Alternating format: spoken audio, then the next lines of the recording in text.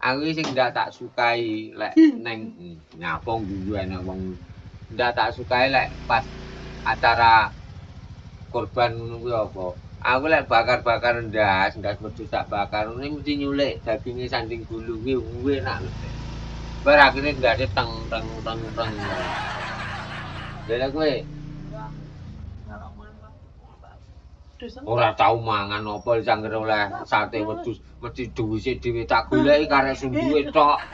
Kuwi mesti kowe karo iwak-iwakan kowe jan suweneng kok. Ora. Iwak wedhus entah? Moh. Iwak pitik entah? Moh. Sapa nih ya sing entah-entah? Moh kowe moh. Gombal lek digoreng. Iwak pitik digoreng moh. Moh. Engko ngaji mangan ditanono lho ya. Iwak wedhus entah moh. Moh. Jeruan wedhus entah moh. Tae lek digoreng. Engko lek tak goreng ngaji mau pangan, iya toh. Lah aku mau apusi lho. Diapusi piye? Delon to?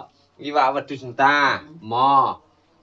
Terus ngono to? Moh. Terus jeruan wedhus entah moh. Gombal lek digoreng. Moh. Engko ngasih mangan dikapane. Engko ngasih mangan Duduk. nah, iya tak tutuk lho ya, kuwi disekseni bumi karo langit lho ya.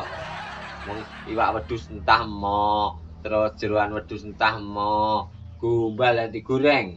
Ya bangga moh ya wis engko ngasih mangan tak bulek-bulek campuri tepung, tak uluk-uluk, tak jegurne, tak goreng lho ya.